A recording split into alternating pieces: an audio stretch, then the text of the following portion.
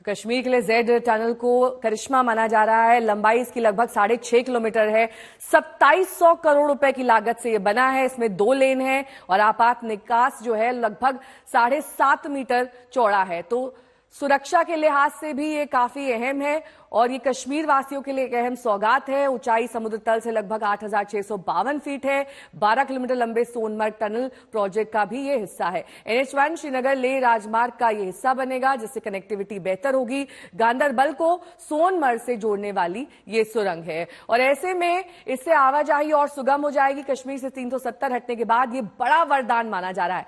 जम्मू कश्मीर के मुख्यमंत्री उमर अब्दुल्ला से हमारे सहयोगी राहुल कंवल ने इस पर खास बातचीत की। देखिए बातचीत का एक अहम हिस्सा।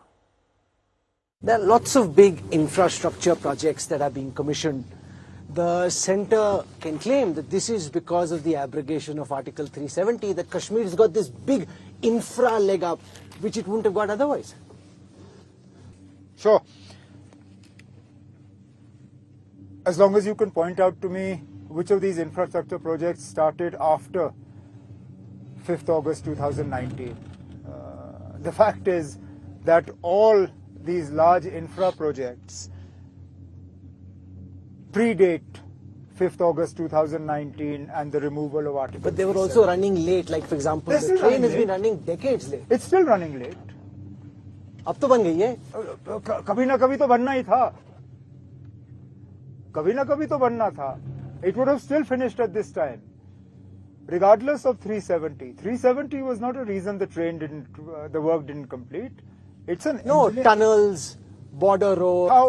How has 370 impacted that? No, work? that the centre is more pushing harder on. So why didn't the centre push harder earlier?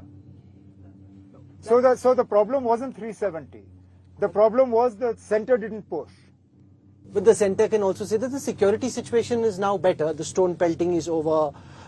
You don't really see the kind of protest calendar that we used to see earlier. Well, actually, if you see, most of these infrastructure projects are not located in any areas that traditionally saw the sort of protests that you're talking about.